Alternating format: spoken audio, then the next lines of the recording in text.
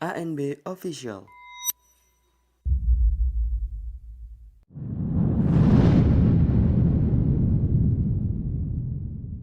ANB Official.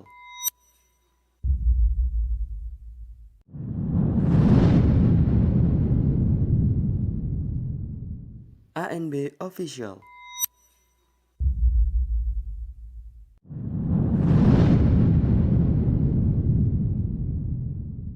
ANB Official.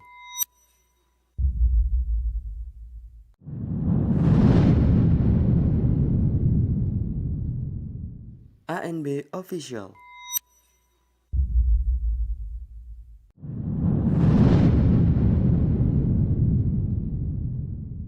ANB Official.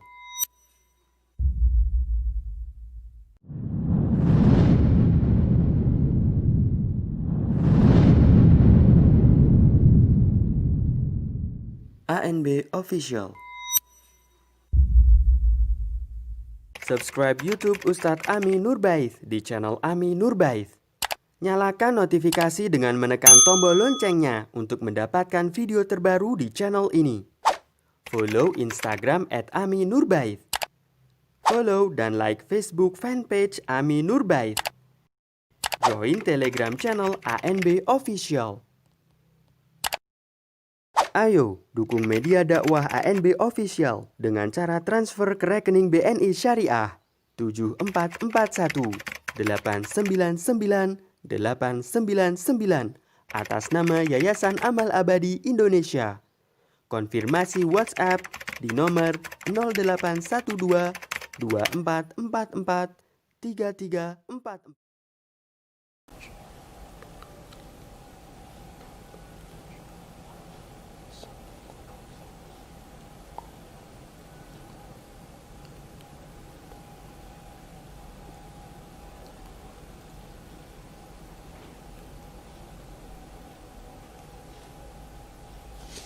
Assalamualaikum warahmatullahi wabarakatuh. Alhamdulillahi rabbil alamin. Wassalatu wassalamu ala ashrafil mursalin Nabiyyina wa maulana Muhammadin wa ala alihi wa sahbihi ajma'in. Wa ashhadu an la ilaha illallah wahdahu la syarikalah. Wa ashhadu anna Muhammadan abduhu wa rasuluh sallallahu alaihi wa ala alihi wa sahbihi wa sallama tasliman katsira. Alhamdulillah, kembali kita melanjutkan kajian buku Halal Haram Bisnis Online, dan kita masuk di halaman 20, pembahasan tentang taqabud dalam transaksi online. Pembahasan ini sudah pernah kita singgung pada kajian buku Pengantar Fikih Jual Beli. Namun di sini saya hanya menambahkan beberapa hal kaitannya dengan masalah transaksi online, terutama terkait masalah pengiriman, terkait proses pengiriman. Tayyib. Taqabud artinya adalah serah terima barang atau uang, dari kata al-qabdu yang artinya menggenggam. Di antara konsekuensi jual beli adalah terjadinya perpindahan kepemilikan terhadap barang, intikal milkiyah, dari penjual ke pembeli, dan kepemilikan uang dari pembeli ke penjual. Perpindahan kepemilikan terjadi sejak akad dilakukan, meskipun bisa jadi barang belum diserah terimakan atau uang belum dibayarkan. Sementara taqabud terjadi ketika barang telah diterima oleh pembeli. Dalam transaksi online, taqabud tidak akan bisa dilakukan seketika, karena semua barang melalui proses pengiriman. Tayyib, ini catatan tentang perbedaan antara taqabud dengan akad. Akad konsekuensinya memindahkan hak milik, taqabud konsekuensinya memindahkan tanggung jawab. Sehingga akad dengan taqabud sangat mungkin untuk dipisahkan. Dan bahkan dalam transaksi online antara akad dengan taqabud pasti terpisah. Kecuali untuk COD, ya. Karena COD berarti penjual dan pembeli ketemu langsung, sehingga akadnya dilakukan saat mereka ketemu. Lain halnya kalau COD akadnya dilakukan sebelum ketemu, misalnya dibayarkan melalui kurir. Tapi kalau akadnya dilakukan setelah ketemu, berarti saat chatting mereka belum akad, tapi sifatnya baru rencana akad. Kemudian mereka ketemuan lalu melakukan akad. Tayyib. Sehingga bagian ini kami ingin menggarisbawahi, bedakan antara akad dengan takobut. Akad menyebabkan terjadinya perpindahan hak milik meskipun belum ada serah terima, dan takobut, ya, takobut menyebabkan terjadinya perpindahan tanggung jawab, dan itu terjadi setelah serah terima. Kemudian konsekuensi setelah takobut.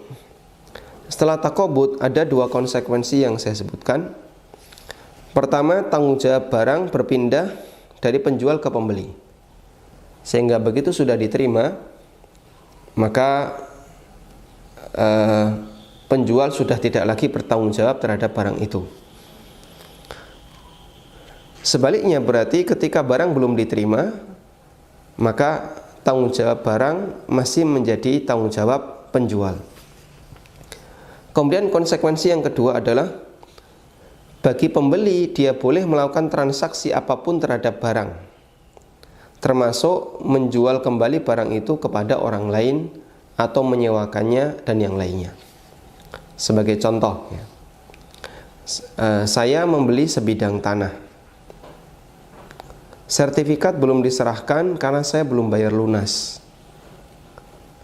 tapi oleh pemilik kita sudah melakukan akad. Saya dengan pemilik kita sudah melakukan akad, deal harga sekian, akhirnya dilakukanlah AJB. Dilakukan AJB, dan ini nanti dilanjutkan ke proses balik nama. Sehingga saya belum bayar tunai, pemilik juga belum menyerahkan sertifikat, karena dua-duanya masih dalam proses. Ketika proses ini dilakukan, apakah saya boleh menyewakan tanah itu ke orang lain? Apakah saya boleh misalnya bangun rumah di situ? Maka kembali kepada pertanyaan tadi, sudah takobut atau belum? Kalau sudah takobut, maka saya boleh untuk menggunakan tanah itu meskipun saya belum bayar secara tunai. Tapi kalau belum takobut, belum boleh, karena dia masih menjadi tanggung jawab penjual. Itu kalau objeknya sesuatu yang tidak bisa bergerak. Kalau objeknya yang bisa bergerak seperti kendaraan dan seterusnya, sangat jelas bahwa kita tidak boleh menjual, menyewakan atau melakukan akad apapun sebelum kita menerima barang itu. Tayyib. Kemudian di sini saya sebutkan contoh transaksi online, ya. Ada orang yang dia beli barang, kemudian dalam proses pengiriman, bolehkah dia jual ke orang lain? Jawabannya nggak boleh. Tunggu sampai barang itu tiba di tempat pembeli, baru selanjutnya silahkan pembeli melakukan transaksi apapun terhadap barang. Baik, sekarang coba kita kasih catatan biar Anda lebih mudah untuk memahami. Kita sebenarnya lebih banyak mengulang materi yang sudah pernah kita sampaikan sebelumnya, ya, tentang masalah takobut ini. Jadi pembahasan tentang takobut itu berbicara dari dua sisi. Pertama, masalah tanggung jawab. Yang kedua, izin menjual kembali.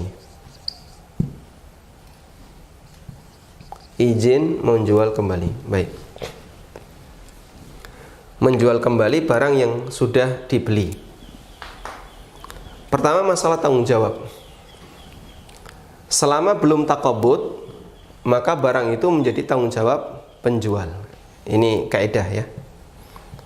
Selama pembeli belum menerima,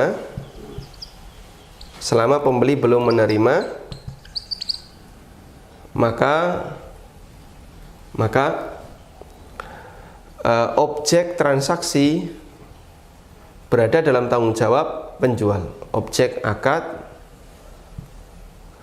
adalah tanggung jawab penjual.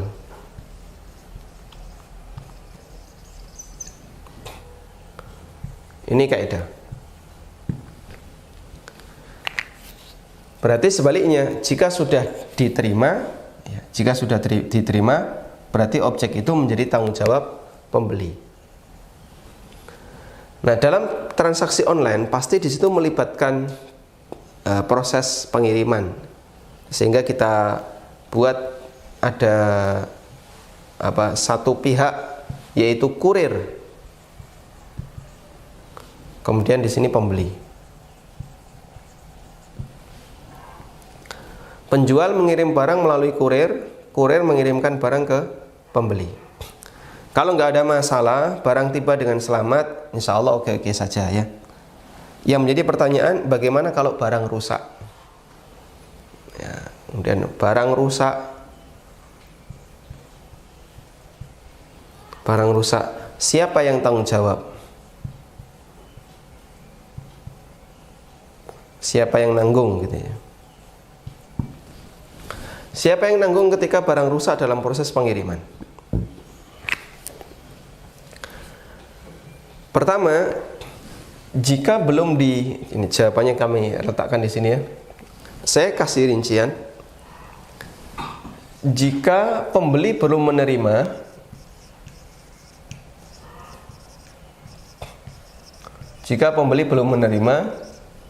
maka ini tanggung jawab, bukan tanggung jawab pembeli.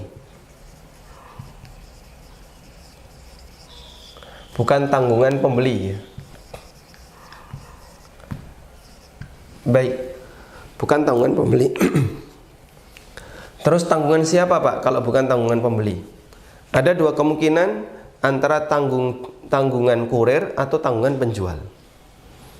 Jika pembeli baru menerima, bukan tanggungan pembeli, berarti ada dua kemungkinan, dia menjadi tanggung jawab kurir, dia menjadi tanggungan kurir, atau penjual. Yang jelas pembeli sama sekali bersih dari resiko. Nah, terus tanggungan kurir atau penjual, mana yang benar nih? Kurirnya atau penjualnya? Sekarang kita akan lihat posisi kurir.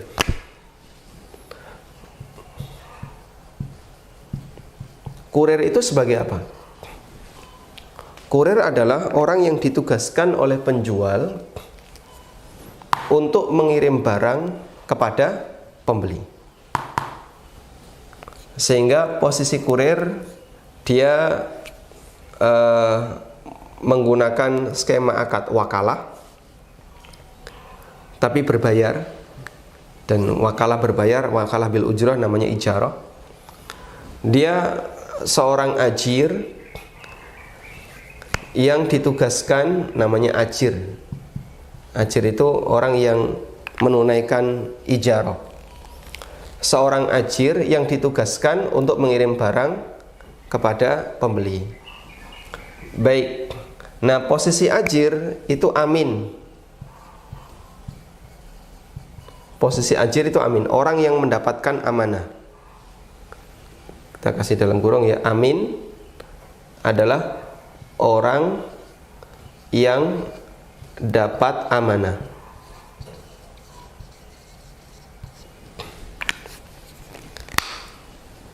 Kaidah yang berlaku bagi orang yang dapat amanah itu ada dua. Jika terjadi resiko, kaidah yang berlaku untuk orang yang dapat amanah jika terjadi resiko ada dua. Jika dilaksanakan sesuai SOP,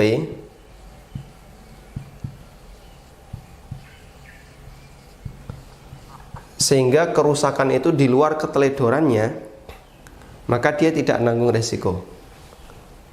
Rusak di luar keteledoran.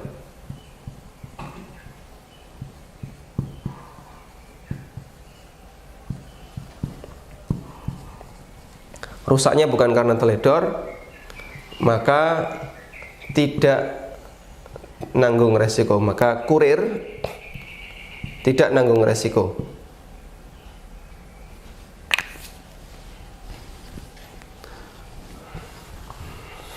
Dan itu kaidah yang berlaku dalam akad amanah ya.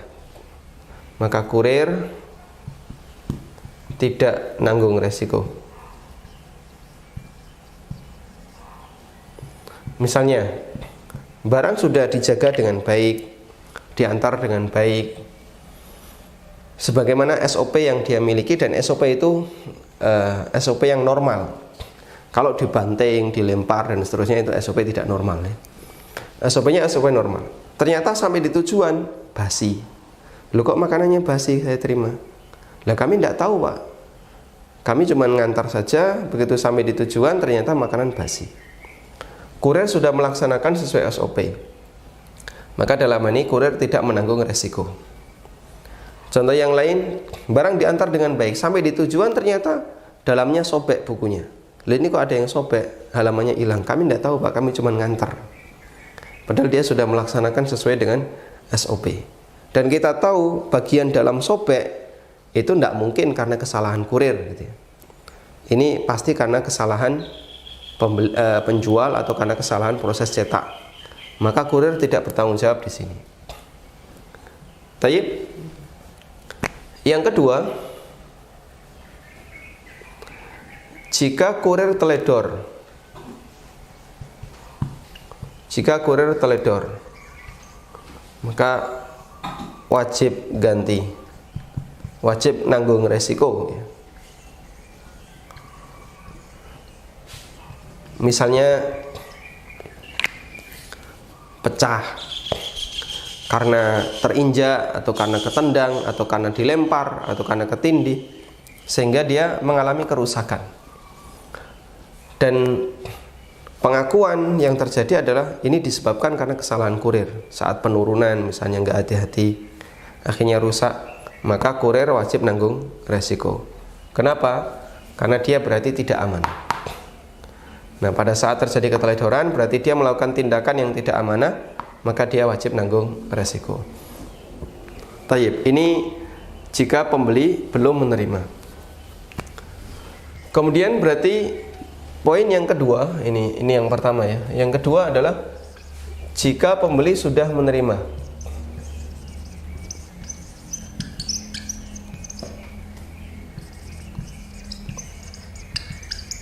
Pembeli sudah menerima. Apa ada, Pak, kayak gitu, Pak? Ada salah satu kawan yang dia usahanya itu menyewakan kapal untuk shipping ya, untuk pengiriman barang. Lalu dia sampaikan, kadang orang bertransaksi untuk sebuah objek yang mau dikirim melalui kapal, itu ada yang diterima, dianggap diterima setelah sampai di tujuan, dan ada yang dianggap diterima ketika sudah dinaikkan ke atas kapal. Dia nyebut satu istilah tapi saya lupa ya. Jadi ada yang diterima begitu barang sudah naik di atas kapal. Maka ketika barang sudah diantar oleh pihak produsen sampai di pelabuhan, lalu di pelabuhan barang itu dilepas dan ditaruh di atas kapal, selesai urusan, produsen sudah nggak tanggung jawab. Nah, itu yang saya maksud, berarti pembeli sudah menerima sebelum proses antar. Maka jika terjadi resiko, berarti di sini pertama adalah bukan tanggung jawab penjual, bukan tanggungan penjual. Lalu tanggung jawab siapa? Kembali ke pertanyaan ini. Tanggung jawab siapa? Ada dua kemungkinan, antara kurir dan penjual. Namun tanggungan kurir atau pembeli karena sudah diterima oleh pembeli. Dengan rincian seperti ini. Jika dilaksanakan sesuai SOP, ternyata tetap mengalami kerusakan, maka itu di luar tanggungan kurir. Tapi jika kurir teledor, maka wajib nanggung resiko. Ya. Tayyib. Ini yang bisa kita pahami terkait masalah tanggung jawab. Jika barang mengalami kerusakan dalam proses pengiriman, maka bisa kita rinci. Ketika pembeli belum menerima barang, maka pembeli 100% tidak menanggung resiko itu. Dan ini yang umumnya terjadi dalam transaksi online. Yang kedua, jika pembeli sudah menerima barang, maka penjual bebas dari resiko pada saat proses shipping, proses pengiriman. Sehingga dia tanggung jawab siapa? Dia tanggung jawab antara kurir atau pembeli. Melihat kondisi ini, Jika proses pengirimannya tidak ada keteledoran, maka itu murni tanggung jawab pembeli. Jika proses pengirimannya ada teledor, maka itu menjadi tanggung jawab kurir. Baik. Berikutnya kita akan bahas izin menjual. Kapan orang boleh menjual barang yang sudah dia beli? Kita hapus terlebih dahulu ya.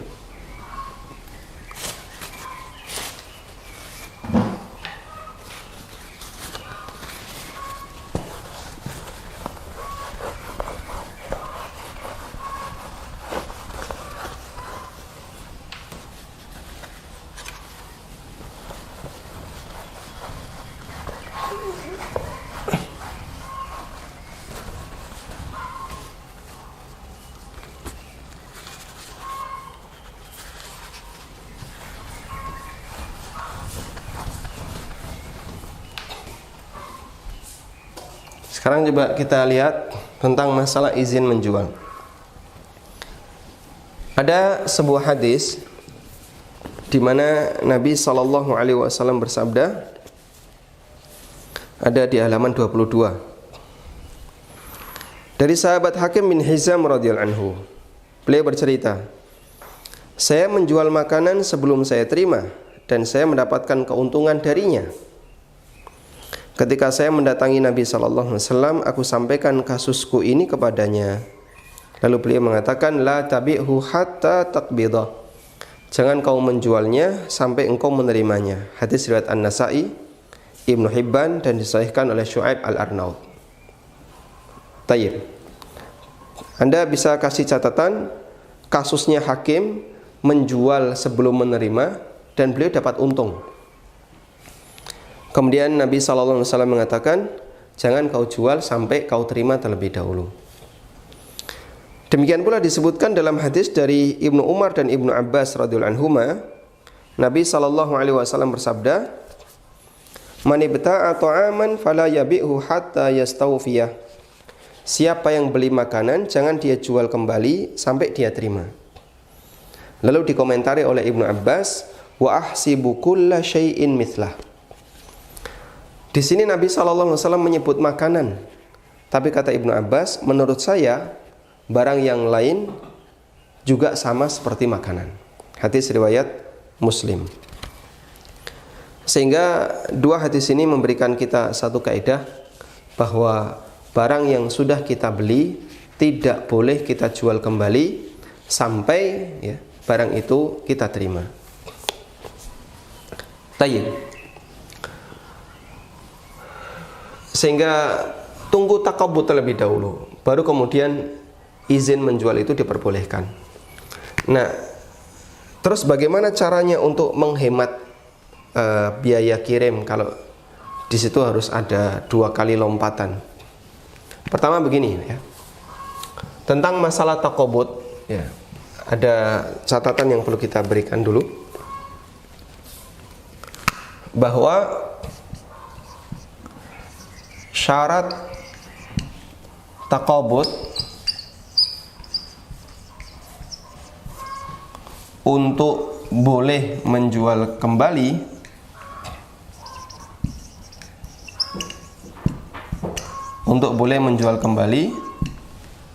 Anda kasih catatan di sini, tidak berlaku untuk akad salam. Tidak berlaku untuk akad salam maupun akad istisna.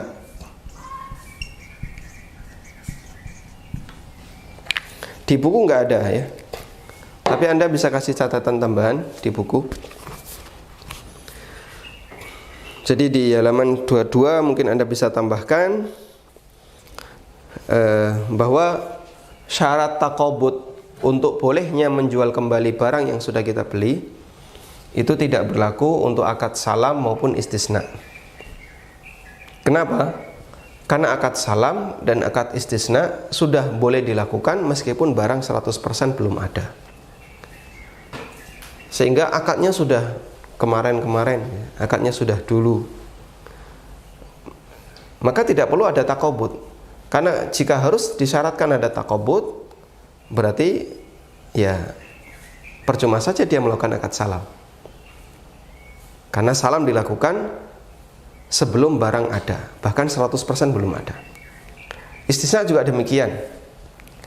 Sudah boleh dilakukan akad meskipun objek belum diproduksi, bahkan bisa jadi bahan bakunya dia belum punya.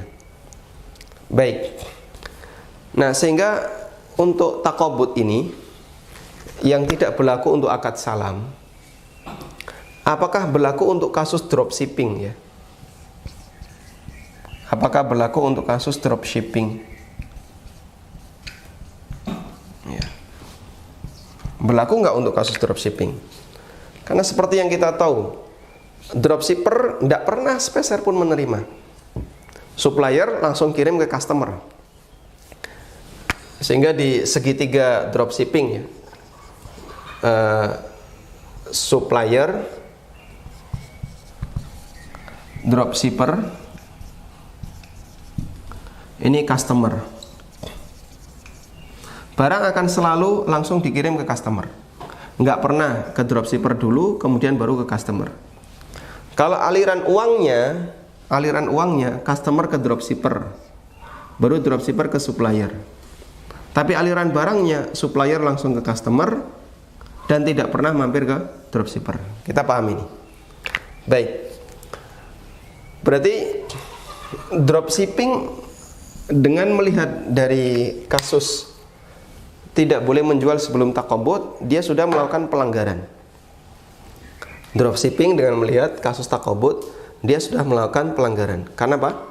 Karena dia belum menerima barang itu, tapi dia sudah menjual ke customer. Tapi alasan ini kurang tepat. Yang saya pahami alasan ini kurang tepat. Karena kasus dropshipping itu di bawah ke arah akad salam. Di bawah ke arah akad salam.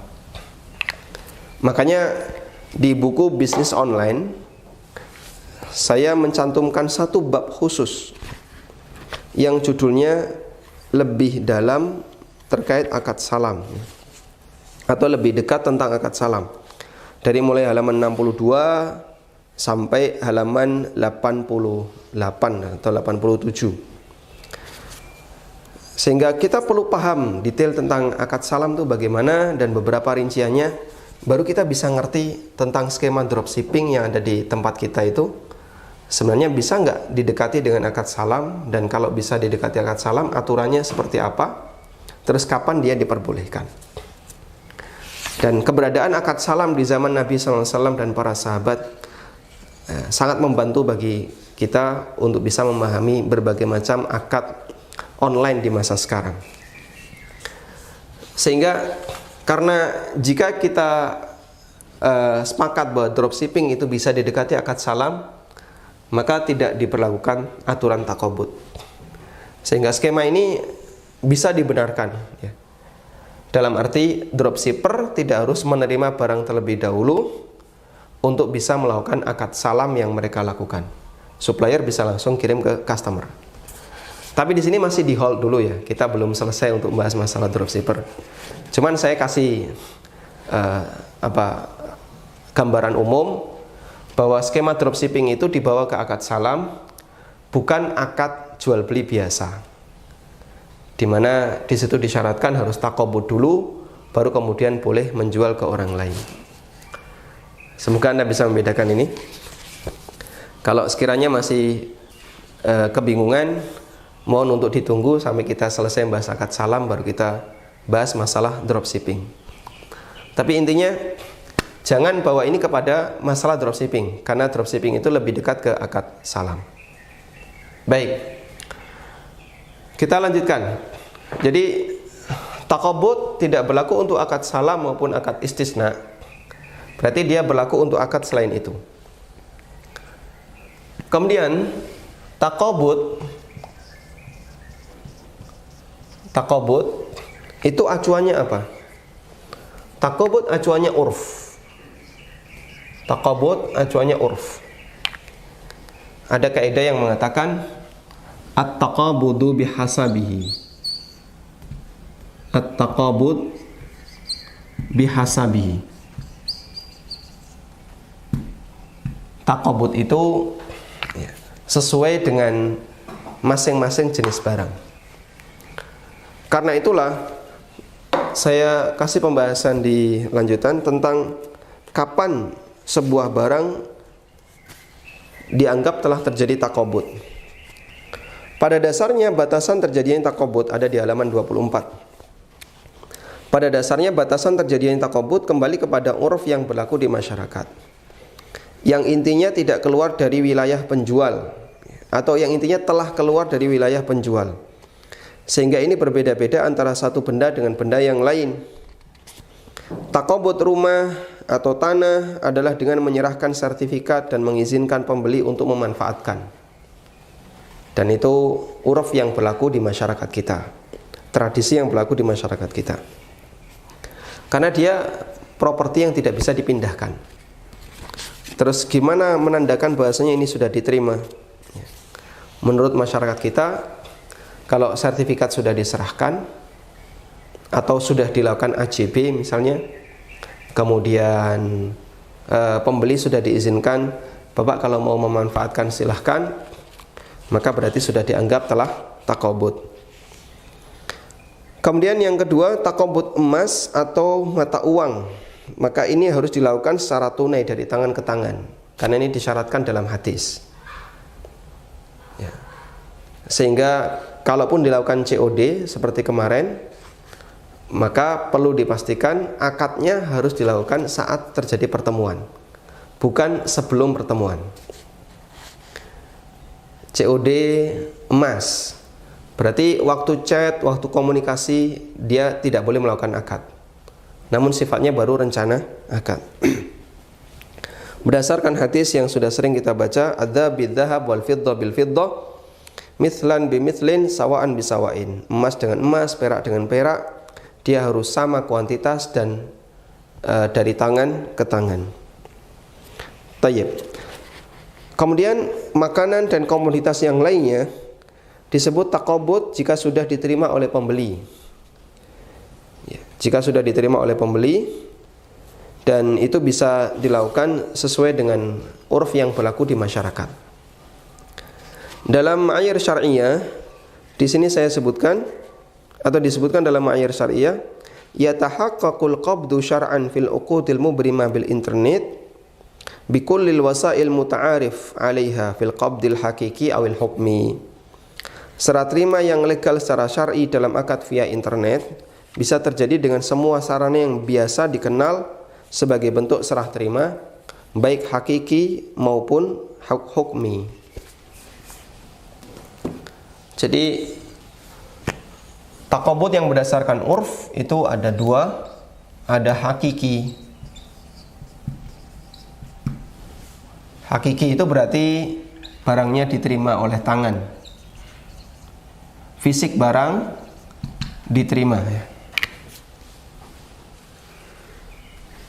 Itu taqabud hakiki, fisik barang diterima.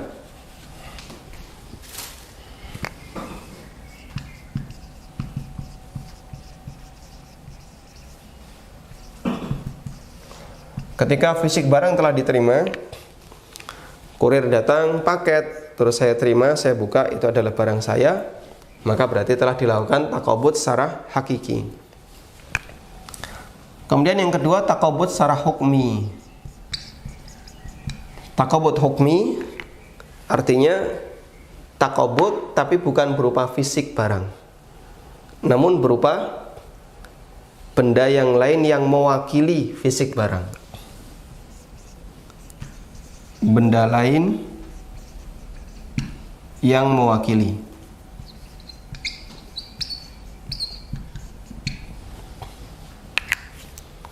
Nah, benda lain yang mewakili ini apa? Ada sebagian ulama yang memberikan persyaratan dalam satu artikel tentang masalah taqabud hukmi. Pertama, benda itu harus secara urf mewakili barang tersebut, sehingga tidak semua benda bisa, ya, untuk dijadikan sebagai taqabud hukmi, ya. Misalnya jual beli kendaraan, mobilnya masih berada di luar kota, transaksinya di Jogja. Penjual bawa BPKB STNK plus kunci. Terus mereka melakukan akad deal-dealan hanya dengan melihat gambar dan foto. Setelah deal, penjual menyerahkan STNK, BPKB dan kunci kepada pembeli. Selesai akad. Apakah ini sudah dianggap telah takobut? Kembali kepada ini. Jika dia telah mewakili barang itu, maka sudah bisa disebut takobut. Sehingga takobut di situ harus ada wakil yang dia berlaku untuk barang tersebut secara urfi. Karena itu tidak bisa sembarang barang. Pak, kita jual beli mobil ya, deal, kita serah terima ini aja, tak ambilkan kerikil, ini wakil dari mobil. Nah, kerikil dijadikan sebagai takobut hukmi yang nggak masuk. Kenapa? Karena kerikil dia bukan benda yang bisa mewakili mobil secara urfi. Jadi batasannya tetap kembali ke urf. Nah, ada pembahasan yang disampaikan oleh para ulama tentang emas batangan ya, yang dicetak resmi oleh perusahaan tertentu, misalnya oleh Antam. Dalam emas batangan itu ada serial number SN, dan serial numbernya itu ditulis dalam sebuah kertas gitu ya. Jadi ini emasnya, ada serial numbernya, terus ada kertas kecil yang dia juga tertulis serial number. Dalam sebagian fatwa ulama, serial number emas yang diwakili dengan kertas kecil yang bertuliskan serial number, sehingga emas ini tidak mungkin lagi tertukar dengan yang lain, nanti akan dicocokkan dengan serial number. Ini bisa dijadikan sebagai takobut hukmi. Sehingga misalnya A dan B COD emas di tempat yang tidak aman. Lalu keduanya ketemu, kemudian keduanya melakukan transaksi emas. Karena ini tempatnya tidak aman, emasnya tetap disimpan di rumah. Yang dibawa oleh penjual hanyalah serial numbernya, kertas-kertas serial number. Di situ tertulis serial numbernya, mungkin ada keterangan berapa gram emasnya plus berapa persen kadarnya. Lalu diakadkan, duit diserahkan, serial number diterima. Sebagian ulama menganggap ini sudah bisa dengan teori takobut hukmi, sehingga ini dianggap telah yadan biadin, meskipun fisik emasnya belum diterima karena pertimbangan misalnya keamanan dan seterusnya. Dan ini juga pernah disampaikan oleh Al-Ustadz Dr. Erwandi dalam diskusi yang saya lakukan dengan beliau ketika di perjalanan ke Gunung Kidul. Beliau sampaikan bahwasanya pendapat yang menyatakan serial number ini bisa dijadikan sebagai takobut hukmi, termasuk pendapat sebagian ulama yang muktabar, sehingga kalau kita misalnya mau pakai pendapat ini, insya Allah tidak masalah.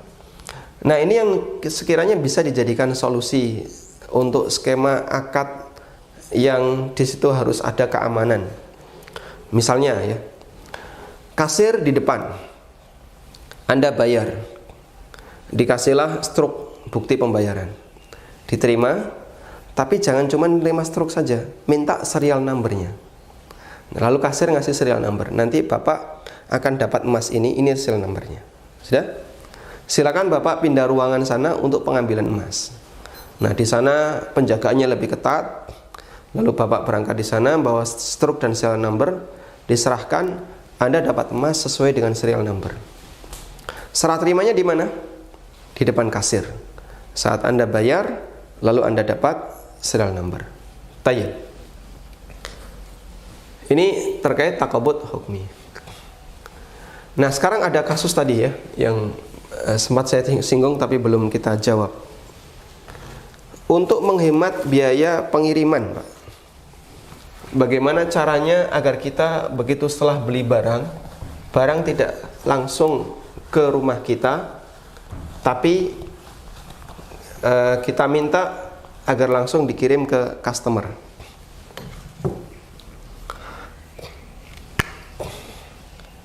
Ini penjual A, penjual ya,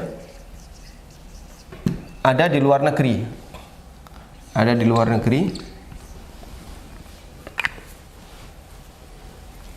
Anda sebagai pembeli ada di Indonesia,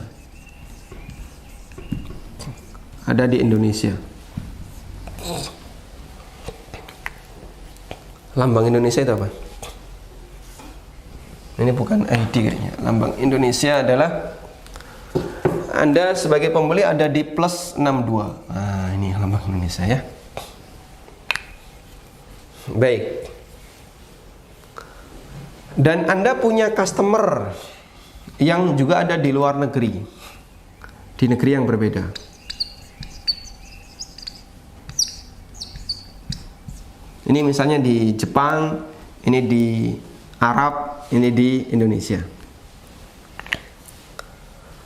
Kalau barangnya dikirim dari penjual ke pembeli, lalu pembeli ke customer, maka nanti biayanya jadi sangat mahal.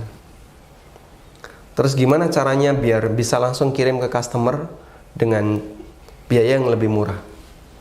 Saran yang bisa kita berikan adalah pembeli menunjuk wakil. Di sini ada wakil ya. Menunjuk wakil. Misalnya mahasiswa yang ada di Jepang. Kenalan dia. Tolong saya beli barang ini dari penjual yang ada di alamat ini. Misalnya sama-sama di Tokyo. Mahasiswanya ada di Tokyo, penjualnya ada di Tokyo. Tolong kamu datang ke penjual ini, nanti kamu saya bayar. Sehingga wakil ini datang ke penjual tadi. Kemudian dia menerima barang tadi. Ini barangnya si fulan, betul, baik. Taib ini barang fulan. Selesai disisihkan. Ya. Setelah disisihkan, wakil menitipkan kepada penjual, ya, tolong kepada penjual kirimkan barang itu ke customer. Baik, berarti sudah diterima belum? Sudah diterima. Diterima oleh siapa? Wakilnya pembeli. Selanjutnya, pembeli boleh menjual barang itu ke customer karena sudah diterima oleh wakilnya. Berikutnya, jika ada customer yang sudah beli deal, customer boleh bayar ke pembeli. Berikutnya, wakil minta kepada penjual untuk mengirimkan barang itu langsung ke customer. Cara seperti ini insya Allah cukup hemat, sehingga Anda tidak perlu 2 kali pengantaran, 2 kali shipping, cukup sekali saja. Namun dengan ketentuan pembeli dia harus punya wakil untuk menerima barang itu. Nah, termasuk juga untuk kasus barang yang kelas berat, ya. Sementara butuh gudang besar dan Anda tidak punya gudangnya. Misalnya di sini gudang penjual,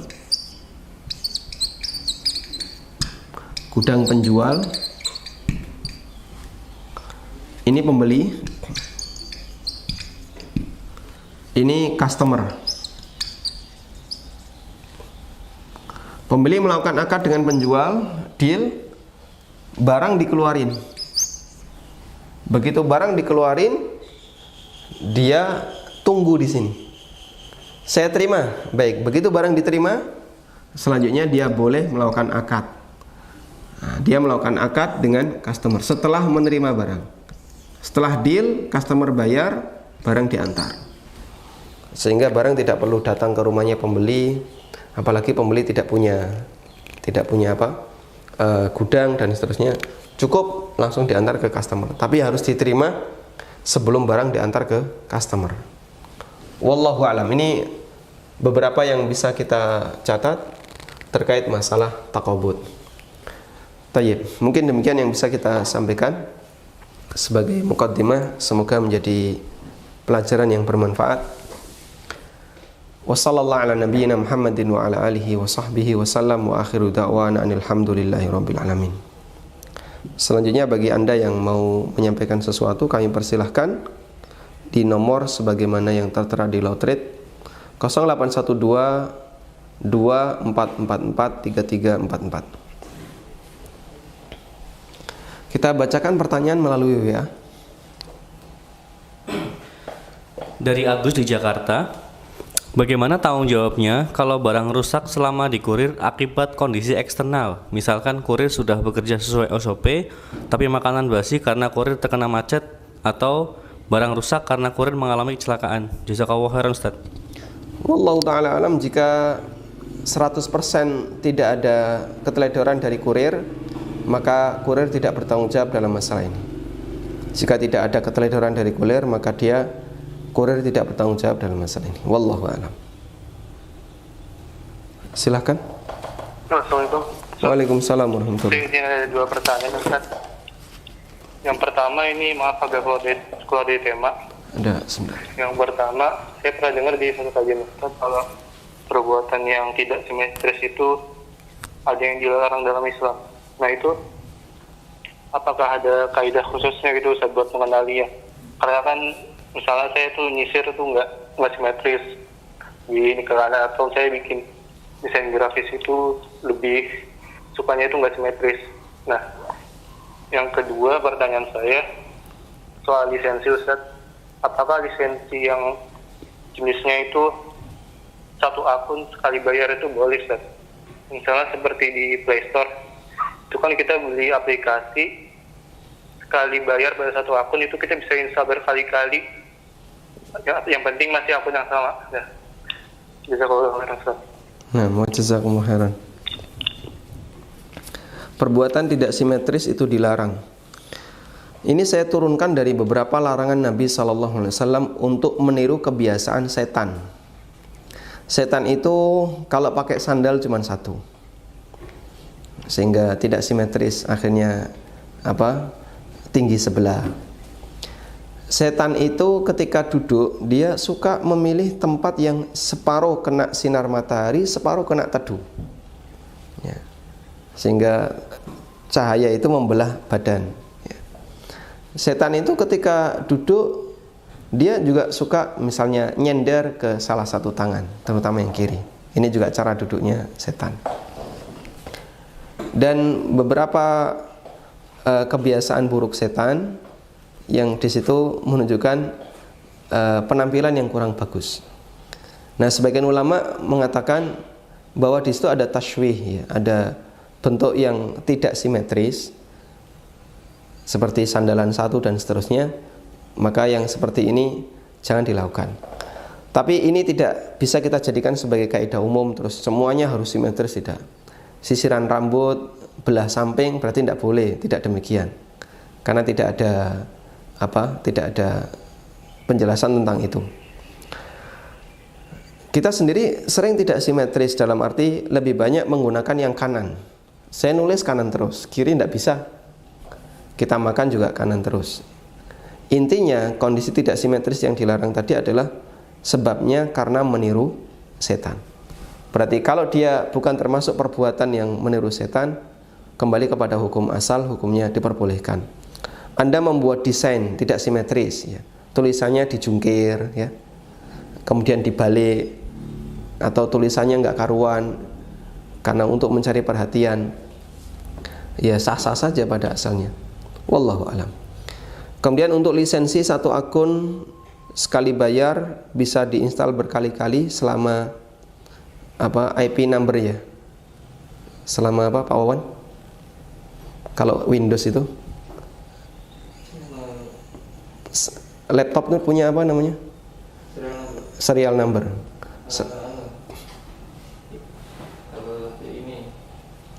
Jadi saya beli satu Windows. Nanti rusak saya install ulang selama laptopnya sama, karena masing-masing laptop kan punya IP address, ya. Selama IP addressnya sama diperbolehkan. Boleh nggak kayak gini? Jawabannya boleh. Kenapa boleh? Ya karena sudah diizinkan oleh penjual. penjualnya mengizinkan, membolehkan, selesai urusan. Sehingga tidak jadi masalah diinstal berkali-kali sesuai dengan yang diizinkan oleh penjual. Wallahu a'lam. Baik, silakan. Halo, Assalamualaikum. Waalaikumsalam warahmatullahi. Apa Anda mau nanya dengan Ustadz? Silahkan. Iya. Ini ini saya mau nanya, apa diperbolehkan membeli emas di Antam selama ada pandemi sekarang ini dengan sistem yang sudah diterapkan oleh Antam? Sistemnya bagaimana? Jadi sistemnya begini Ustaz, sistemnya semuanya itu menggunakan aplikasi lewat HP Ustaz. Baik. Jadi begini, saya datang ke toko Antam, terus mengisi daftar pembelian saya itu lewat WA. Oke, habis itu saya menerima total pembayaran dari Antam. Kemudian Baru saya transfer sejumlah uang itu tadi. Habis itu saya ngantri lagi untuk mengambil emasnya Ustaz. Itu gimana Ustaz? baik, cukup Ibu? Nggih, Cukup? cukup. Nggih, Nggih. nggih. Jazakallahu khair Ustaz. Jazakumullah khairan. Pertanyaan ini sudah disampaikan sebelumnya tentang jual beli emas di Antam secara online karena alasan pandemi. Dan kita sudah sepakat bahwa jual beli emas secara online termasuk riba nasi'ah karena tidak dilakukan dari tangan ke tangan. Selanjutnya yang jadi pertanyaan, apakah pandemi bisa dijadikan sebagai alasan untuk melakukan perbuatan riba nasi'ah? Maka kembali kepada kaidah, apakah ini madorot? Apakah ini darurat? Dalam arti, kalau Anda nggak beli emas di masa pandemi ini, maka hidup Anda akan sengsara. Atau Anda akan kesulitan untuk makan, nggak bisa tidur, nggak bisa makan, atau bahkan sampai mengancam nyawa. Saya kira tidak sampai pada derajat itu. Karena tidak sampai pada tingkatan itu, berarti bukan satu hal yang darurat untuk membeli emas secara online dengan alasan pandemi. Terus yang bisa dilakukan apa? Tunda saja. Tunda sampai kita bisa melakukan jual beli emas dari tangan ke tangan, dan tidak dengan menggunakan skema seperti ini. Transfer dulu, setelah itu baru dapat bukti pembayaran, kemudian emasnya ngantri lagi diambil di hari yang lain atau di jam yang berbeda. Berarti di situ tidak yadan biyadin, tidak dari tangan ke tangan. Wallahu alam. Karena itu sebaiknya Anda tunda, tidak perlu beli emas sekarang. Wah, nanti kalau emasnya naik gimana? Udah biarin saja emas naik. Anda berarti beli emas ketika naik ya. Misalnya sekarang harganya 800. Anda beli nanti setelah pandemi selesai harganya jadi 900. Ibu beli 900, Ibu mau jual kapan? Ya 2-3 tahun lagi. Insya Allah juga naik. Sama-sama naik. Dan rezeki kita tidak bertambah gara-gara kita dapat peluang yang, tapi di situ ada masalahnya, ada sisi yang bermasalah. Alhamdulillah untung sekian ratus ribu, kalikan sekian gram, dapat berapa sih? Ya dapat 1 juta. Masya Allah, 1 juta tapi dosa ya. 1 juta tapi dosa. Kadang gini, orang itu Masya Allah ya, mencari recehan tapi dengan melakukan kegiatan maksiat. Misalnya, banyak sekali keterangan yang disampaikan oleh para asatidzah yang secara khusus mempelajari bidang muamalah seperti Ustadz Arifin Badri atau Ustadz Erwandi, bahwa diskon di GoPay itu dilarang. Lalu mereka nyari celah. Kalau begini Ustadz, sebelum saya beli, saya transfer, saya top up. Begitu selesai top up, 1 menit berikutnya saya beli, saya pakai GoPay. Saya balik nanya, Anda dapat diskon berapa? Ya lumayan Ustadz, 10.000. Masya Allah, 10.000 sampai melakukan hilah ya, upaya pengelabuan seperti itu. Udah, biarkan, tinggalkan aja. Cuman 10.000 daripada nanti beresiko. Jadi cuman ngejar 10.000, 20.000, itu bikin repot, harus apa misalnya ustadznya harus belajar fatwa-fatwa yang lain. Tayyib. Wallahu alam. Baik, coba kita baca pertanyaan melalui WA. Dari Sarasto di Malang, Ustaz. Dalam dunia online, kita sebagai pembeli tidak pernah tahu apakah penjual melakukan takobut atau belum pernah melakukan takobut dengan produsen. Bagaimana solusinya, Ustaz? Apakah tidak perlu tahu atau harus menanyakan dulu? Bukan syarat bagi pembeli untuk mengetahui gimana skema penjual dengan produsen. Karena ada banyak kemungkinan. Dan kepentingan kita, pokoknya yang penting barang sampai di tempat kita. Sehingga Anda tidak punya kepentingan setiap kali mau beli sesuatu harus tanya latar belakangnya. Datang ke pasar, ada banyak sekali penjual. Pak, saya mau beli gedok. Berapa? 5.000. Bapak, gedoknya banyak apa? Telonya kemarin Bapak beli atau nyolong tetangga nih? Belinya pakai duit halal atau duit haram? Nanti ditapuk gedok, ya. Nggak ada kewajiban seperti itu. Kalau ada kewajiban seperti ini, Masya Allah, kita nggak bisa transaksi jadinya. Ya. Hal yang sama juga kita lakukan misalnya dengan penjual ayam. Ya.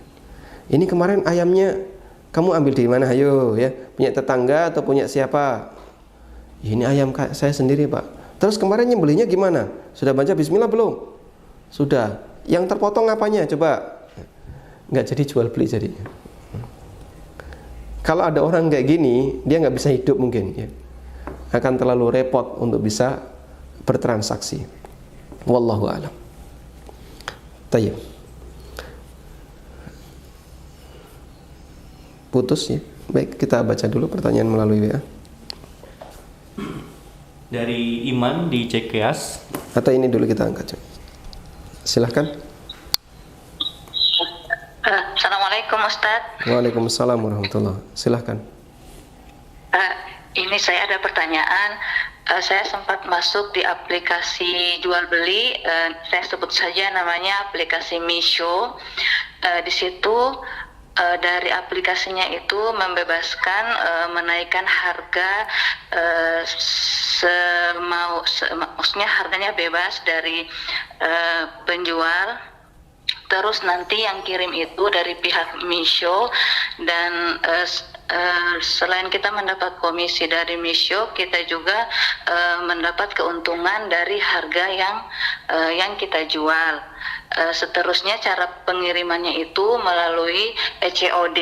Jadi dari pihak Misho mengirim barang, cuman barangnya itu Ustadz dari berbagai macam juga, berbagai penjual juga yang bisa menjual barang di dalam aplikasi Misho tersebut. Itu bagaimana ya Ustadz? Untuk daftar bayar atau gratis? Untuk daftar aplikasi semuanya gratis. Baik, cukup Ibu, insya Allah.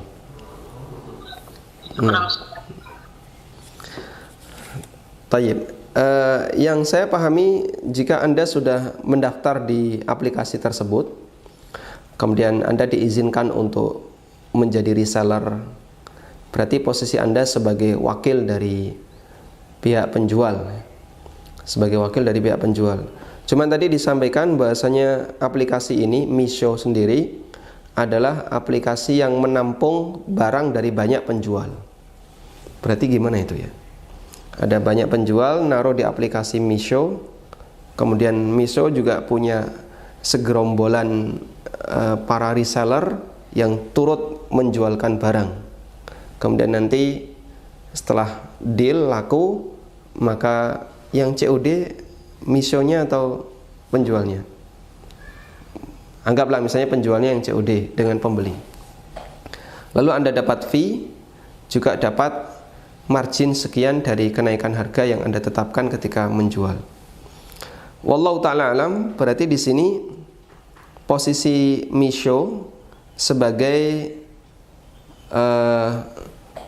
lembaga intermediat, ya, sebagai pihak penengah yang menghubungkan antara penjual dengan reseller, menghubungkan antara penjual dengan reseller, kemudian nanti mereka dikasih fee dan fee-nya dibagikan kepada seluruh resellernya. Ini masuk dalam kategori kemarin ya, makelar yang dimakelarkan. Makelar yang dimakelarkan. Coba kita buat skemanya gitu ya.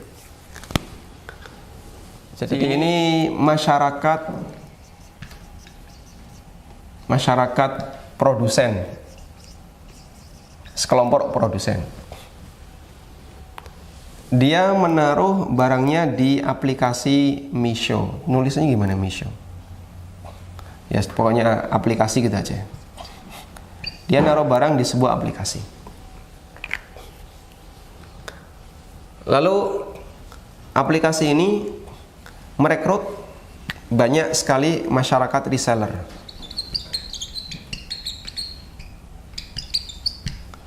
Ada banyak reseller yang mereka daftar ke aplikasi ini. Kemudian semuanya turut memasarkan. Berarti app ini tidak memasarkan ya. Aplikasi Misho tidak memasarkan, yang memasarkan adalah masyarakat reseller yang tergabung di aplikasi ini. Setelah itu dapat konsumen melalui para reseller ini. Nah, yang saya pahami, wallahu alam, karena aplikasi ini tidak memasarkan, tapi dia hanya menjadi media untuk mempertemukan antara reseller dengan produsen. Berarti ini kan wakil yang diwakilkan. Saya wakilkan ke aplikasi Misho, Misho mewakilkan ke para resellernya. Dan insya Allah secara prinsip ini diperbolehkan selama pihak produsen tahu bahasanya nanti yang memasarkan adalah orang lain. Sebagaimana keterangan yang disampaikan oleh Syekhul Islam yang dulu beberapa kali kita kutip ya, tentang seorang tajir yang dia menyerahkan barangnya ke dalal, lalu dalal menyerahkan barangnya ke masyarakat dalal ya, ke para dalalin.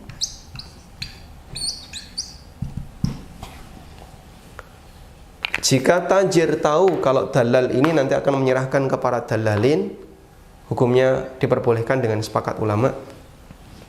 Kalau tajir nggak tahu kalau bahwasanya dalal nanti akan menyerahkan ke dalalin, ulama berbeda pendapat. Dan dulu sudah pernah kita sampaikan Syafi'iyah melarang yang seperti ini, namun sebagian ulama membolehkan. Seingat saya itu yang membolehkan adalah pendapat Hambali. Terlepas dari ini, maka insya Allah kita tahu masyarakat produsen paham nanti akan ada sekelompok reseller yang akan menjualkan barang yang dia pasang di app Misho tadi, sehingga insya Allah adanya fee yang diterapkan, hukumnya diperbolehkan. Wallahu alam. Baik. Kita baca pertanyaan melalui WA.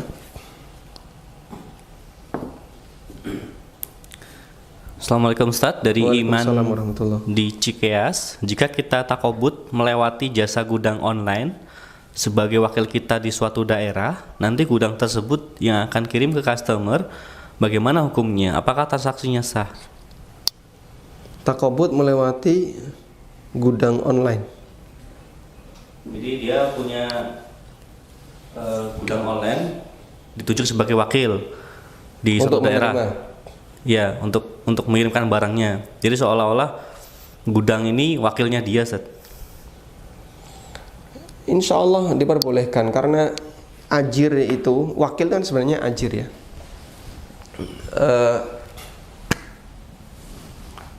Jadi wakil yang berbayar ya, wakala bil ujrah, wakil berbayar.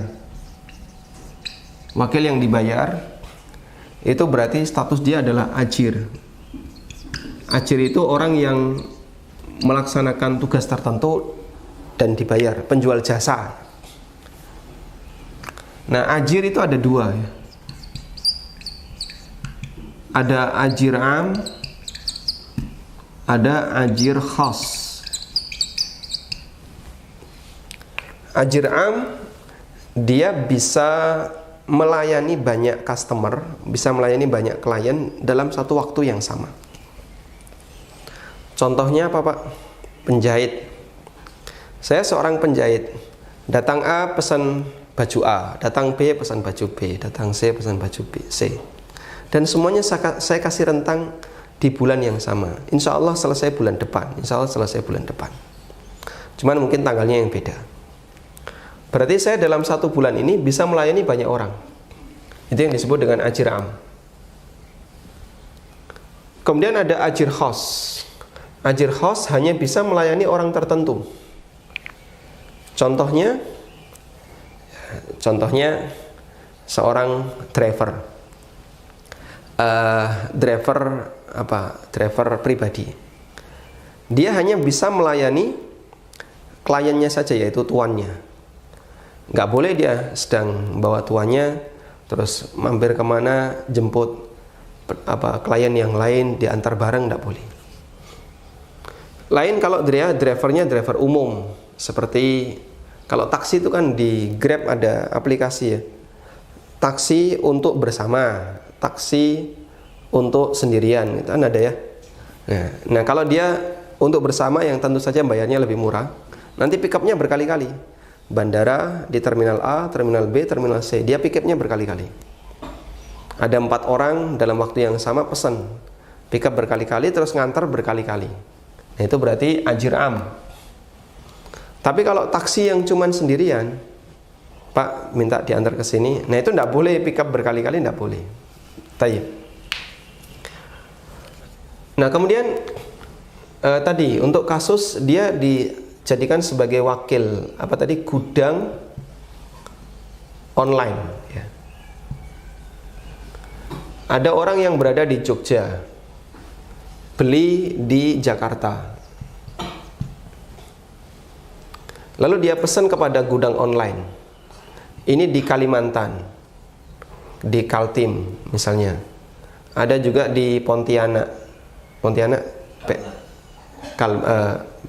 kodenya apa? KB misalnya. Ada yang di Surabaya. Semuanya pesan ke gudang online ini. Pesan ke gudang online.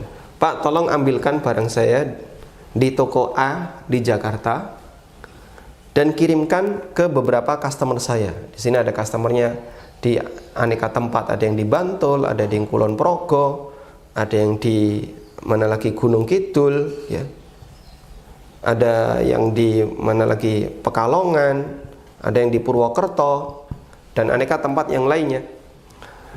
Ya, setelah barang diterima oleh gudang online terus dikirim sesuai dengan tujuan. Berarti posisi gudang online sebagai ajir yang mana? Yang am. Dia bisa menerima banyak klien untuk dijadikan sebagai wakil pengambilan barang dari produsen plus sekaligus pengiriman ke customer sesuai yang dipesan oleh para reseller. Insya Allah hukumnya boleh. Wallahu a'lam. Baik. Baik. Silahkan. Halo, assalamualaikum Ustaz. Waalaikumsalam warahmatullahi. Silakan Bapak. Ustaz mau nanya ini. Ustaz, kan saya pernah dengar itu katanya Rasulullah Shallallahu Alaihi Wasallam itu berlindung diri dari berhutang. Terus kalau saya itu kadang-kadang usaha itu kadang pembayarannya saya hutang. Itu gimana? Apakah boleh Ustaz? Terus batas mana kita boleh berhutang? Itu saja Ustaz. Jazakumullah khairan. Wa jazakumullah khairan. Waalaikumsalam. Assalamualaikum warahmatullahi wabarakatuh. Waalaikumsalam warahmatullahi wabarakatuh. Nabi SAW sering berdoa kepada Allah, Allahumma inni a'udzubika minal ma'tham wal maghram. Ya Allah, aku berlindung kepadamu dari perbuatan dosa dan kondisi pailit disebabkan karena banyak utang. Lalu beliau ditanya oleh sahabat, oleh Aisyah radhiyallahu anha, kenapa anda sering berdoa kepada Allah minal maghram? Kemudian Nabi SAW menjawab, fa innar rajula idza gharima idza hadatsa kadzaba wa idza akhlaf wa idza wa'ada akhlafa. Orang kalau sudah jatuh pailit, kalau ngomong sukanya ngapusi, kalau janji sukanya dia ingkari. Sehingga utang itu bisa menjadi sebab perbuatan dosa yang baru, yaitu nggak benar ketika ngomong, nggak benar ketika janji. afwan akhi, afwan akhi, afwan akhi ya.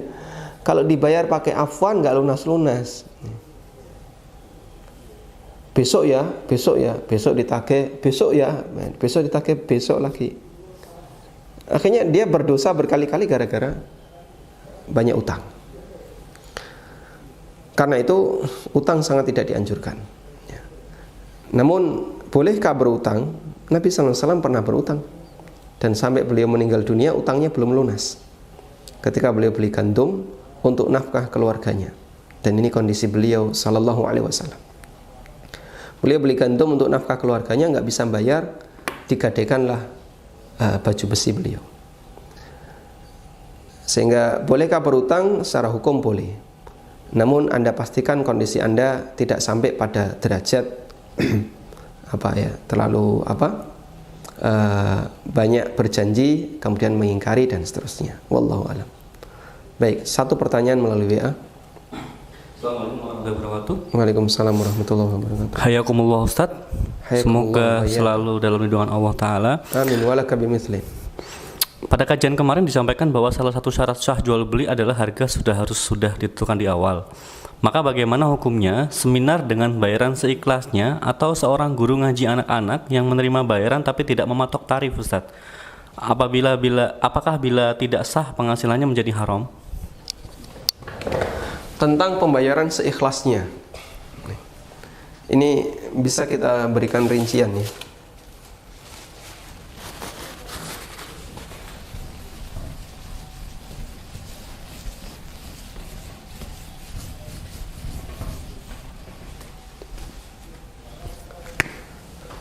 Bayar seikhlasnya. Yang pertama, masih ada tawar-menawar.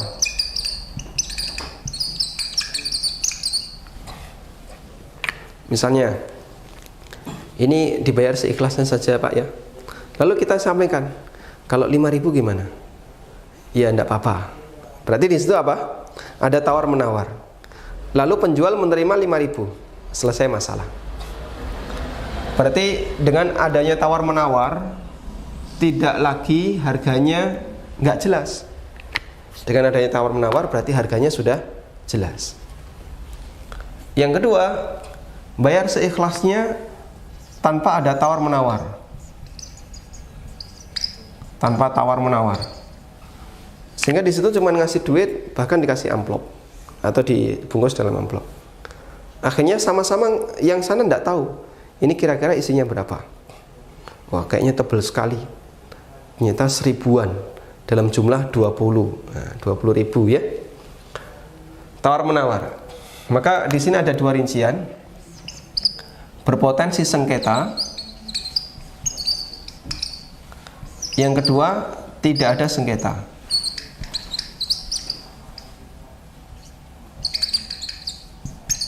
Kalau berpotensi sengketa ini hukumnya dilarang karena ini gharar yang terlarang.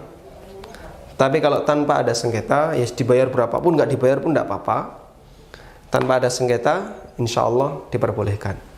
Karena gharar yang dilarang adalah gharar yang al-mufdi ila at-tanazu' ila niza'. Gharar yang bisa memicu terjadinya sengketa. Sehingga kalau dia bayar seikhlasnya, tapi setelah tahu isinya terus grundel, nesu, marah, berarti jangan bilang seikhlasnya. Lakukan yang ini. Dan harus dinyatakan. Kalau 10.000 gimana? Ya tambah dikit lah. Ya sudah 12.000 ya. Oke, 12.000. Nah itu bilangnya seikhlasnya, tapi masih tawar-menawar. Kalau tanpa tawar-menawar sehingga pihak penjual tidak tahu sama sekali. Kalau terjadi sengketa, jika dia kecewa karena bayarnya terlalu murah, maka tidak boleh dilakukan. Tapi kalau tanpa sengketa, silahkan. Kadang parkir itu seperti itu ya, seikhlasnya. Tapi ketika kita kesulitan nyari uang receh, kita adanya cuma 200-300 perak, kita kasihkan, dibanting gitu, sama tukang parkir. Ya kita sadar karena mereka mungkin kurang berpendidikan ya. Semoga Allah Subhanahu wa taala memberikan hidayah kepada mereka yang kayak gini. Meskipun tidak semua tukang parkir kayak gini. Baik, demikian yang bisa kita sampaikan. Semoga menjadi kajian yang bermanfaat. Wassallallahu ala nabiyyina Muhammadin wa ala alihi wa sahbihi wasallam. Wa akhiru da'wan anil hamdulillahi rabbil alamin. Wassalamualaikum warahmatullahi wabarakatuh. Subhanallah.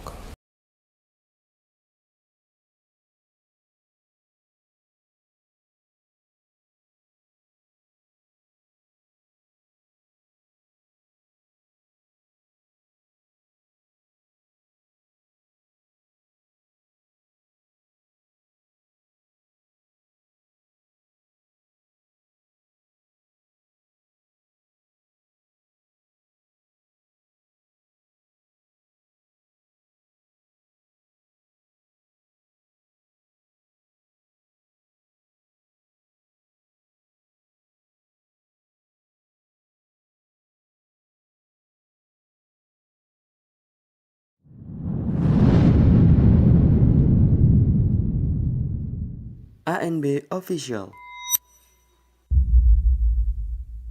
Subscribe YouTube Ustadz Ami Nurbaith di channel Ami Nurbaith.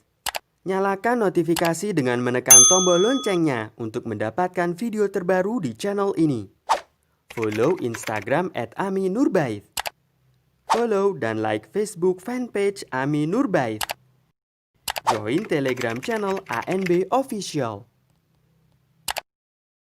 Ayo, dukung media dakwah ANB Official dengan cara transfer ke rekening BNI Syariah 7441 899 899 atas nama Yayasan Amal Abadi Indonesia.